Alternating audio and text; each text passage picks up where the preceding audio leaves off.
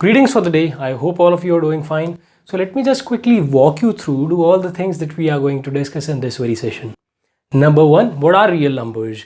Real numbers क्या होते हैं? Number two, categories of real numbers or you can say types of real numbers. मतलब real numbers further on कितनी categories में divide होते हैं, एक एक category के बारे में बात करेंगे along with examples. So without wasting any further time, let's start. तो सबसे पहले हम बात करेंगे टाइप्स ऑफ रियल नंबर्स के बारे में, मतलब रियल नंबर्स की कौन कौन सी कैटेगरीज होती हैं। ठीक है, अब देखो रियल नंबर जिसको हम डिनोट करते हैं कैपिटल आर से, ये फर्दर ऑन दो सब कैटेगरीज में डिवाइड होता है। एक का नाम है रैशनल नंबर्स, दूसरे का नाम है इरैशनल नंबर्स। रैशनल नंबर्स को हम डिनोट करते हैं कैपिटल क्यू की कैटेगरी से। अब ये जो रैशनल नंबर की कैटेगरी है ये फर्दर ऑन दो सब कैटेगरीज में डिवाइड होती है। एक है नॉन इंटीजर रैशनल नंबर्स और दूसरा है इंटीजर्स कैपिटल Z। इसके बाद बात आती है इंटीजर्स की। इंटीजर्स फर्दर ऑन डिवाइड होता है दो कैटेगरीज में, एक है नेगेटिव इंटीजर्स, दूसरा है होल नंबर्स मतलब कैपिटल W। अब ध्यान से समझ रहे हैं इन कैटेगरीज को। फिलहाल मैं आपको समझा रहा हूं कि रियल नंबर्स कितनी कैटेगरीज में डिवाइड हो रहा है और उसके बाद एक एक कैटेगरी को उठा करके समझाऊंगा कि किसमें क्या इंक्लूड होता है। होल नंबर फर्दर ऑन देखो कैटेगराइज हो रहा है दो चीज़ों में, एक है जीरो और दूसरा है नेचुरल नंबर्स जिसको हम कैपिटल N से डिनोट करते हैं। ठीक है, इसका मतलब मैं बड़ी सीधी सिंपल सी बात कह सकता हूँ। मैं क्या कह सकता हूँ, देखो मैं ये कह सकता हूँ कि रैशनल नंबर और इरैशनल नंबर को मिला करके बनता है रियल नंबर। इसी तरह से नॉन इंटीजर रैशनल नंबर्स और इंटीजर्स को मिला करके बनता है रैशनल नंबर। इसी तरह से नेगेटिव इंटीजर्स और होल नंबर को मिला करके बनता है इंटीजर्स। और वैसे ही जीरो और नेचुरल नंबर्स को मिला करके बनता है क्या, होल नंबर्स। ठीक है, तो ये हमारे पास सब कैटेगरीज हैं रियल नंबर्स जिन जिन कैटेगरीज में डिवाइड होता है। अब एक एक कैटेगरी को उठाते हैं और उसके बाद मतलब बात करते हैं कि कौन सी कैटेगरी में क्या आता है। राइट, सबसे पहले हम स्टार्ट करेंगे किससे, हम स्टार्ट करेंगे रैशनल नंबर से जिसको हम डिनोट करते हैं कैपिटल क्यू से। अब रैशनल नंबर की अगर हम बात करें, कोई हमसे पूछता है कि रैशनल नंबर क्या है, तो बड़ी सीधी सिंपल सी बात है कि जी कोई भी नंबर जो कि p बाय क्यू की फॉर्म में एक्सप्रेस किया जा सके उसको हम रैशनल नंबर बोलते हैं। मतलब any number that can be expressed in the form of p by Q उसे रैशनल नंबर बोलेंगे। ठीक है, अब p बाय क्यू क्या है, p बाय क्यू का मतलब जब भी किसी नंबर को अगर न्यूमरेटर अपॉन डिनोमिनेटर की फॉर्म में हम एक्सप्रेस कर सकते हैं, रिप्रेजेंट कर सकते हैं, इसका मतलब वो रैशनल नंबर कहलाएगा। सीधी सिंपल बात। एग्जांपल्स के तौर पे अगर बेटा हम बात करें तो देखो 1/2 एक रैशनल नंबर है, बिल्कुल है। 4/5 एक रैशनल नंबर है, बिल्कुल है। लेकिन क्या इसी तरह से मैं कह सकता हूं कि 2 एक रैशनल नंबर है या 4 एक रैशनल नंबर है, हाँ या ना? हाँ। क्यों? क्योंकि बेटा इन नंबर्स को भी तो, अगर मैं 2 की बात कर रहा हूँ तो क्या मैं 2 को 2/1 नहीं लिख सकता? इसका मतलब p बाय क्यू की फॉर्म में एक्सप्रेस कर दिया तो ये एक रैशनल नंबर है, बिल्कुल रैशनल नंबर है, क्यों नहीं है? इसी तरह से अगर मेरे पास 100 है लेट्स सपोज, तो 100 एक रैशनल नंबर है। आप कहोगे कि सर ये p बाय क्यू की फॉर्म में तो है नहीं, लेकिन बेटा इसे हम p बाय क्यू की फॉर्म में ला तो सकते हैं, है कि नहीं है? इसका मतलब 100/1 अगर हम लिख सकते हैं, इसका मतलब ये भी एक क्या है, रैशनल नंबर है। तो ध्यान से समझो, कोई भी नंबर जिसे हम p बाय क्यू की फॉर्म में एक्सप्रेस कर सकते हैं, चाहे वो अभी p बाय क्यू की फॉर्म में है या नहीं है। जैसे 5 है तो 5 फिलहाल तो p बाय क्यू की फॉर्म में नहीं है, लेकिन उसे 5/1 तो लिख सकता हूँ। इसका मतलब कोई भी नंबर जिसे p बाय क्यू की न्यूमरेटर बाय डिनोमिनेटर की फॉर्म में कन्वर्ट किया जा सके, एक्सप्रेस किया जा सके, वो रैशनल नंबर कहलाएगा। ठीक, अब आगे बात करते हैं। अब देखो बड़ी ज़रूरी बात क्या है, बड़ी ज़रूरी बात बेटा ये है कि जब भी हम कह रहे हैं कि p बाय क्यू एक रैशनल नंबर है, इसका मतलब हम दो चीज़ों को अज्यूम करके चल रहे हैं जो बहुत ज़रूरी है। पहली चीज़ वो जो है वो ये है कि q is not equal to 0। इसका मतलब हमारा डिनोमिनेटर 0 नहीं होना चाहिए। पहली बात तो अगर आप रैशनल नंबर की बात कर रहे हो ना, that means p by Q की फॉर्म में रिप्रेजेंट कर रहे हो, q 0 नहीं हो सकता, मतलब डिनोमिनेटर 0 नहीं हो सकता। q can not be equal to 0, ये ध्यान में रखने वाली बात है। दूसरी चीज़ क्या है अब हमारे पास, दूसरी चीज़ है कि p and q have no factors other than 1। p और q के पास कोई और फैक्टर नहीं है 1 के अलावा कॉमन फैक्टर्स का मतलब क्या होता है? कॉमन फैक्टर का मतलब होता है एक ही नंबर जो दोनों नंबर्स को डिवाइड कर सके। जैसे मैं बात करता हूँ बेटा 2/4।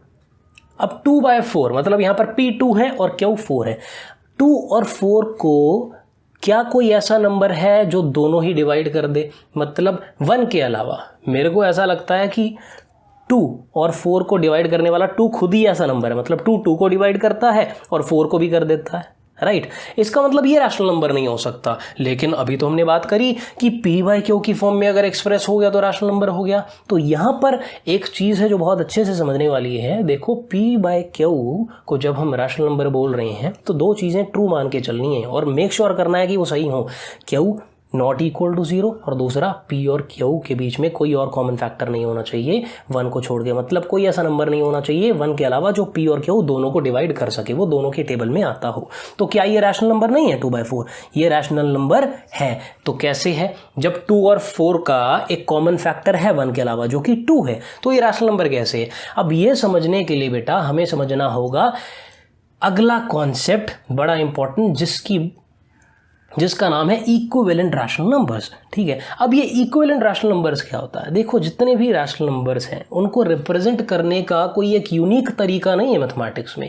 इन शॉर्ट अगर हम बात करते हैं बेटा 1/2 की, तो 1/2 को 2/4 भी लिख सकते हैं, 10/20 भी लिख सकते हैं, 25/50 भी लिख सकते हैं। आप सभी को देखोगे तो सभी को काट करके बेटा आएगा क्या? 1/2। इसलिए इनको इक्विवेलेंट रैशनल नंबर्स भी बोला जाता है। मतलब मैं ये कह सकता हूं कि 1/2 की एक फॉर्म 2/4 भी है, 1/2 की एक फॉर्म 10/20 भी है और 1/2 की एक फॉर्म 25/50 भी है। तो क्या 1/2 रैशनल नंबर है? हाँ है। कैसे है? मैंने कहा ना, दो कंडीशंस आपने देखनी है। पहली कंडीशन क्या है? पहली कंडीशन है कि आपका डिनोमिनेटर 0 नहीं होना चाहिए। अगर हम मतलब बात करें 1/2 की, तो मेरे को लगता है कि यहाँ पर क्या हो तो 0 नहीं है, तो पहली कंडीशन फुलफिल हो रही है। दूसरी कंडीशन क्या है?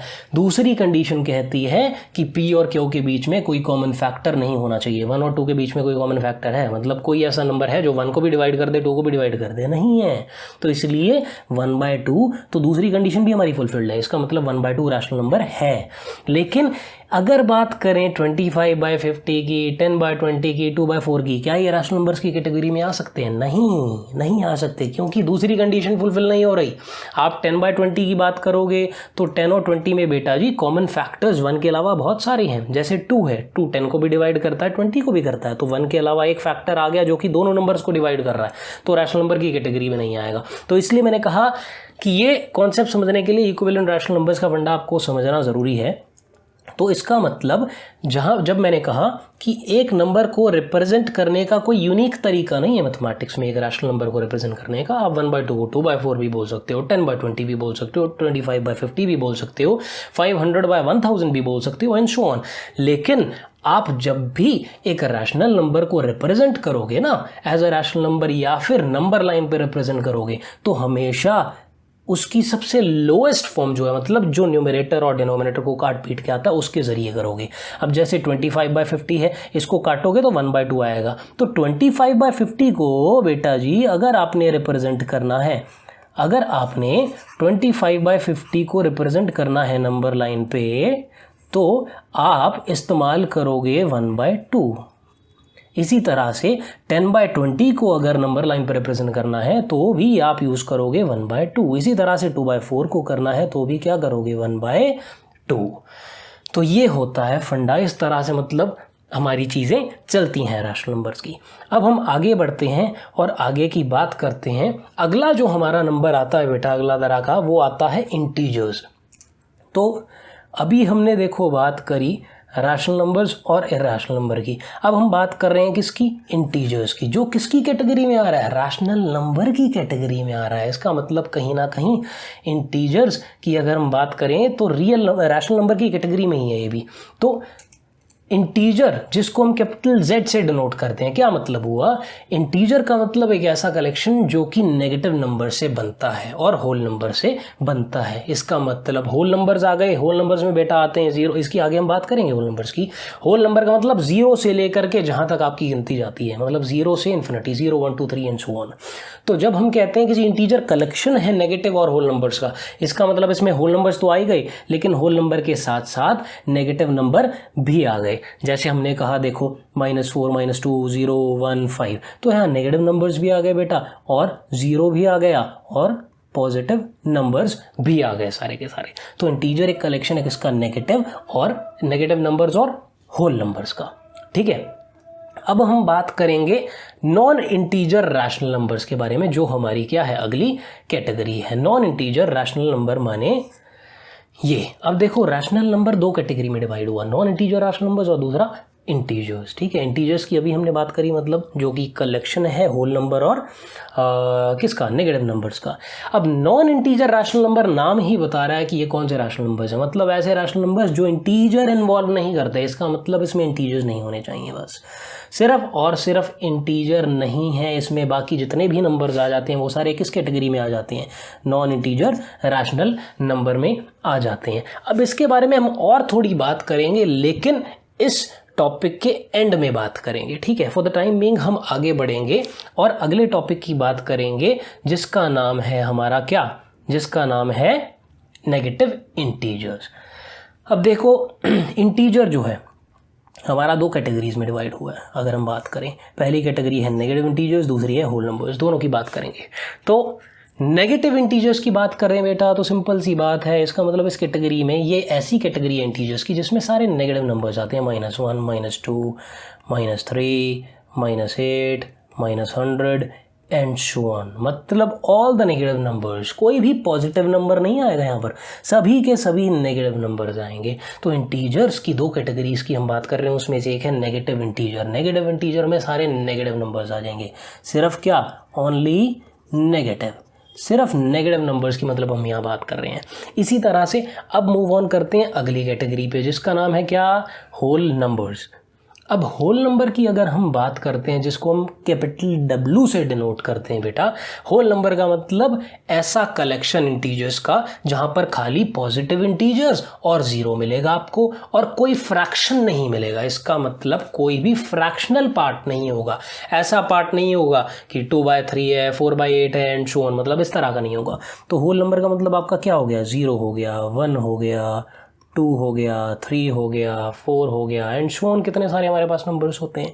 इसका मतलब स्टार्टिंग फ्रॉम 0 टिल इन्फिनिटी, मतलब जहाँ तक हमारे नंबर्स जाते हैं वो सारे होल नंबर्स की कैटेगरी में आ जाते हैं। ठीक है, तो 0 से शुरुआत करेंगे, इन्फिनिटी तक जाएंगे, वो सारे के सारे हमारे क्या हो जाते हैं, वो सारे के सारे हमारे होल नंबर्स हो जाते हैं। इसका मतलब इंटीजर्स की कैटेगरी में से आप नेगेटिव इंटीजर निकाल दो तो बच जाता है पॉजिटिव इंटीजर और 0, वो होल नंबर कहलाते हैं बेटा।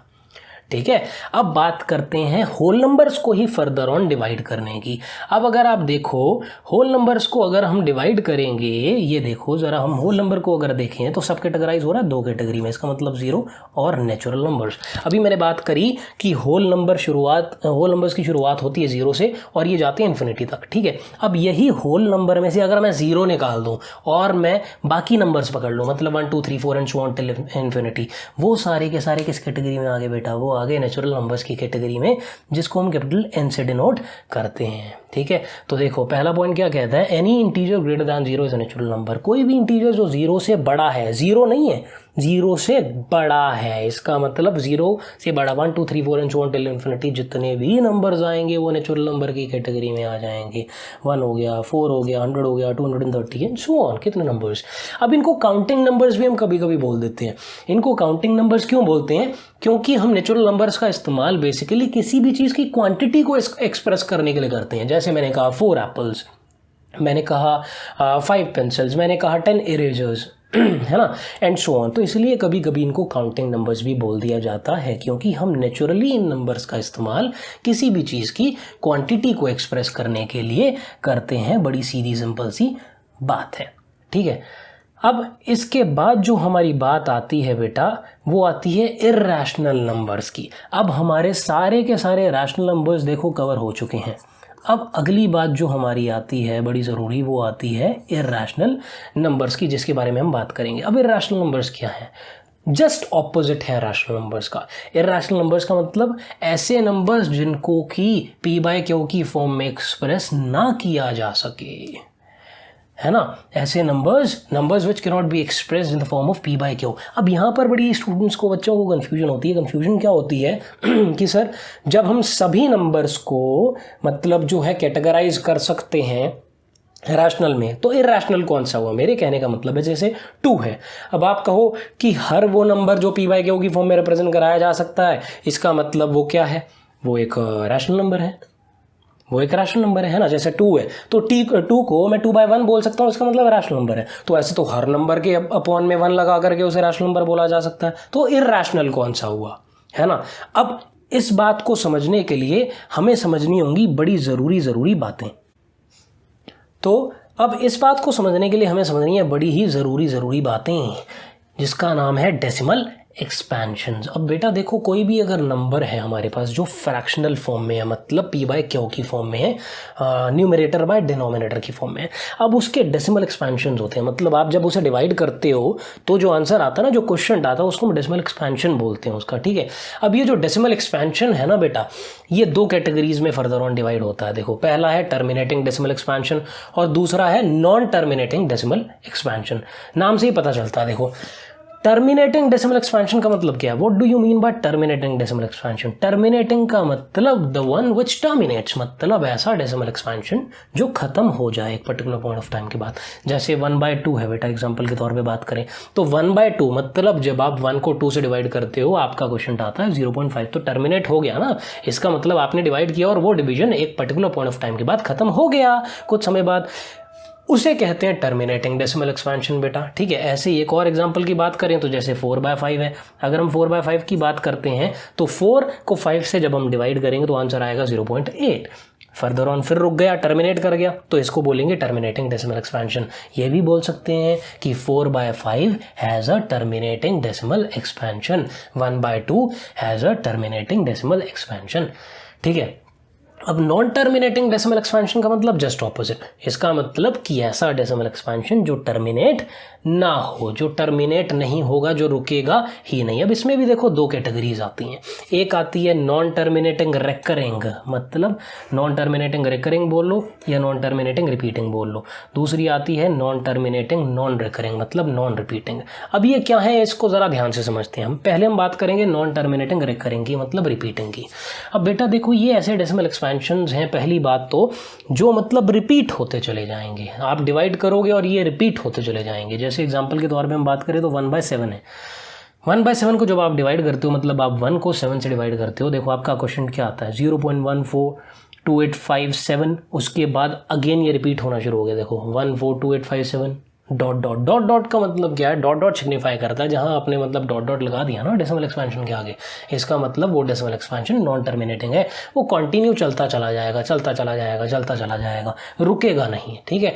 लेकिन जब हम स्पेसिफिकली नॉन टर्मिनेटिंग रिपीटिंग यानी कि non terminating recurring decimal expansion की बात कर रहे हैं, इसका मतलब 2 चीज़ें हो रही हैं। एक तो ये टर्मिनेट भी नहीं होगा और दूसरी बात रिपीट भी होगा। मतलब एक पर्टिकुलर स्पैन ऑफ टाइम के बाद आप जब डिवीजन कर रहे हो तो कुछ सेट ऑफ डिजिट्स, 1 भी हो सकती है, 2 भी हो सकती हैं, 3 भी हो सकती हैं, वो अपने आप को रिपीट करना मतलब शुरू कर देंगी। जैसे 1/7 के डिवीजन में 142857 जो है बेटा, ये रिपीट हो रहा है, ठीक है, और ये चलता चला जाएगा, डिवीजन खत्म ही नहीं होगा। तो ये जो है इसे बोलते हैं नॉन टर्मिनेटिंग रिकरिंग या फिर non terminating repeating decimal expansion. एक और एग्जांपल की अगर हम बात करें तो जैसे बेटा 10/3, 10/3 को भी अगर आप डिवाइड करते हो तो इस फर्दर ऑन चलता चला जाएगा, 3.333333, मतलब ये स्टॉप करेगा ही नहीं, ये स्टॉप नहीं करेगा। और अगर आप यहाँ देखो, मतलब इसके 10/3 के डेसिमल एक्सपेंशन में 3 रिपीट कर रहा है डेसिमल के बाद। डेसिमल के बाद हम देखते हैं कि क्या रिपीट कर रहा है। तो ये भी किसका पार्ट है, नॉन टर्मिनेटिंग रिकरिंग, मतलब नॉन टर्मिनेटिंग रिपीटिंग का पार्ट है। अब एक और चीज़ मैं आपको यहाँ पर बताता हूँ। देखो अब जैसे ये 10/3 को मैंने लिखा 3.3333 एंड सो ऑन, यहाँ डॉट डॉट डॉट डॉट भी आएगा, तो ये मतलब चलता चला जा रहा है और रिपीट भी हो रहा है। तो मैं ये भी लिख सकता हूँ कि 10/3 इज इक्वल टू 3.3 बार, 3 के ऊपर बार। अब ये बार, ये लाइन सी क्यों लगाई है, इसे बोलते हैं बार। बार का मतलब हम बार से सिग्निफाई करते हैं कि जी जब हम 10/3 डिवाइड करते हैं तो इसका जो डेसिमल एक्सपेंशन आता है उसमें पॉइंट के बाद 3 रिपीट होता चला जा रहा है और इसलिए हमने बार लगा दिया। बार का ये मतलब होता है। इसी तरह से अगर मैं यहाँ पर भी बात करूँ, मतलब 1/7 के इसके केस में भी बात करूँ तो मैं कह सकता हूँ 0.142857 और उसके बाद 142857 के ऊपर बार। इसका मतलब 1/7 का जो डेसिमल एक्सपेंशन है उसमें 142857 बार बार रिपीट होता चला जा रहा है, ठीक है। अब आगे बात करते हैं नॉन टर्मिनेटिंग नॉन रिकरिंग, मतलब नॉन रिपीटिंग। तो जैसे मैंने कहा, यहाँ इस केस में अगेन टर्मिनेट भी नहीं होगा लेकिन रिपीट भी नहीं होगा, नॉन रिकरिंग है, नॉन रिपीटिंग है, मतलब डेसिमल एक्सपेंशन यहाँ पर चलता चला जाएगा लेकिन कोई भी सेट ऑफ डिजिट रिपीट नहीं होंगी। जिसका सबसे कॉमन एग्जांपल हमारा आता है 22/7, जिसको हम पाई से भी डिनोट करते हैं। पाई की वैल्यू होती है 22/7, I hope you know that. तो हम यूजुअली 22/7 या 3.14 इस्तेमाल करते हैं, लेकिन असलियत में बेटा जब आप 22/7 को डिवाइड करते हो तो इसका जो डेसिमल एक्सपेंशन है वो नॉन टर्मिनेटिंग, नॉन रिपीटिंग है, मतलब ख़त्म भी नहीं होगा और कोई सेट ऑफ डिजिट रिपीट भी नहीं होगी। देखो 3.14, 2857, 14, 286 एंड सो ऑन चलता चला जाएगा, मतलब ऐसा नहीं है कि रिपीट होगा एंड सो ऑन। तो नॉन टर्मिनेटिंग, नॉन रिकरिंग है, नॉन रिपीटिंग है, ये चीज़ ध्यान में रखने वाली है। इसके बाद इसी तरह से हमारे पास √2 है, √5 है, आप इनकी वैल्यूज़ निकालोगे तो बेटा ये भी टर्मिनेट नहीं होंगी, लेकिन ये नॉन रिकरिंग भी हैं, मतलब इनके अंदर, इनके डेसिमल एक्सपेंशन में कोई भी सेट ऑफ डिजिट रिपीट नहीं होने वाला, ये चीज़ ध्यान में रखना, ठीक है। अब इसके बाद जैसे ये है 0.10, 110, 1110, 111110 डॉट डॉट डॉट, ये भी नॉन टर्मिनेटिंग, नॉन रिपीटिंग है। अब यहाँ पर कुछ स्टूडेंट्स को मतलब जो है कन्फ्यूजन होती है। कन्फ्यूजन क्या होती है कि सर देखो 1 तो रिपीट हो रहा है, 1 तो रिपीट हो रहा है सर, 1 के बाद 0 आया, फिर 1 1 आया, फिर 0 आया, फिर 1 1 1 आया। बेटा ऐसे रिपीटिशन नहीं होता। रिपीटिशन का मतलब होता है कि जैसे 1 2 3 डेसिमल के बाद आया 0.1234, फिर 1 2 3 4, फिर 1 2 3 4, इसे रिपीटिशन कहते हैं। इसका मतलब दो रिपीटिशंस के बीच में ना कोई और नंबर भी नहीं होना चाहिए, ठीक है। तो जैसे ये है 0.10, 1 के बाद 0 आया, फिर 11 आ गया, 0 आ गया, तो ये रिपीटिशन नहीं है, ये ध्यान में रखना। तो ये भी नॉन टर्मिनेटिंग, नॉन रिकरिंग, मतलब नॉन रिपीटिंग का ही एग्जाम्पल है, सीधी सिंपल सी बात है, ठीक है। तो आई होप अब आपको मतलब ये जो चीज़ है, ये फंडा आपको समझ में आ गया। अब देखो सबसे ज़रूरी बात क्या है, सबसे ज़रूरी बात, अब ये जो टर्मिनेटिंग डेसिमल एक्सपेंशन है ना, जो टर्मिनेटिंग डेसिमल एक्सपेंशन है, अगर हम इसकी बात कर रहे हैं और हम नॉन टर्मिनेटिंग रिपीटिंग की बात कर रहे हैं, ये बेटा कैटेगराइज होता है रैशनल की कैटेगरी में। इसका मतलब कोई भी नंबर है और उसका decimal expansion even if non terminating भी है लेकिन रिपीटिंग है, मतलब रिकरिंग है, तो वो रैशनल की कैटेगरी में आएगा। लेकिन इसी तरह से टर्मिनेटिंग डेसिमल एक्सपेंशन है तो वो तो रैशनल में आएगा ही आएगा। क्यों? क्योंकि उसे p/q की फॉर्म में हम एक्सप्रेस कर सकते हैं। जैसे ये है, ये 0.5 है, तो क्या 0.5 रैशनल है? हाँ है। क्यों? क्योंकि 0.5 का डेसिमल हटा के हम जब नीचे 10 लगाएंगे, अब वही बात होगी। देखो अब दूसरी कंडीशन देखनी है। दूसरी कंडीशन क्या है कि p/q की फॉर्म में जब हम कर रहे हैं, रिप्रेजेंट कर रहे हैं किसी नंबर को, तो q नॉट इक्वल टू 0, जो कंडीशन ट्रू है। दूसरी बात, p और q के बीच में 1 के अलावा कोई कॉमन फैक्टर नहीं होना चाहिए। फिलहाल है 5 और 10 की बात करें तो 5 को भी डिवाइड करता है और 5 10 को भी करता है ना। तो मैंने कहा था ना कि ये बहुत ध्यान में रखने वाली चीज़ है। तो जब भी हम बात कर रहे हैं, हमें इसको मतलब रिप्रेजेंट करना है, तो हमें से पहले इसकी लोवेस्ट फॉर्म में लाएंगे। इसका मतलब 5 1 = 1, 5 2 = 10, तो 1/2। अगर आपको रिप्रेजेंट करना है इसको, इसका मतलब 1/2। अब 1/2 में देखो दोनों कंडीशन फुलफिल हो रही हैं। क्यों भी 0 के बराबर नहीं है, और दूसरी ज़रूरी बात ये है कि यहाँ पर क्यों तो है ही नहीं, मतलब जो 0 के बराबर, और दूसरी ज़रूरी बात, p और q के बीच में कोई भी कॉमन फैक्टर नहीं है 1 के अलावा, ठीक है। तो ये ध्यान में रखना कि टर्मिनेटिंग डेसिमल एक्सपेंशंस और नॉन टर्मिनेटिंग रिपीटिंग दोनों रैशनल की कैटेगरी में आते हैं। लेकिन जो नॉन टर्मिनेटिंग नॉन रिकरिंग है, मतलब नॉन रिपीटिंग, वो इरैशनल की कैटेगरी में आता है। क्यों आता है, उसका रीज़न बताऊं। देखो अब आप बात कर रहे हो इसकी, जब आपको ऑलरेडी ये पता ही नहीं है कि भाई डेसिमल के बाद कितनी डिजिट आनी है, क्योंकि ये तो चलता चला जा रहा है ना और कोई डिजिट रिपीट भी नहीं हो रही, तो आपको क्या पता चलेगा कि डेसिमल हटा करके नीचे कितनी 0 लगानी है, 10 टू द पावर लगानी है। तो p/q की फॉर्म में आप ला ही नहीं सकते इसको, इसलिए ये नंबर्स इरैशनल नंबर्स की कैटेगरी में आते हैं।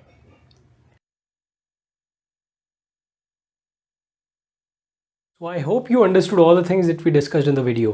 Should you have any query or doubts, please feel free to post it in the comment section.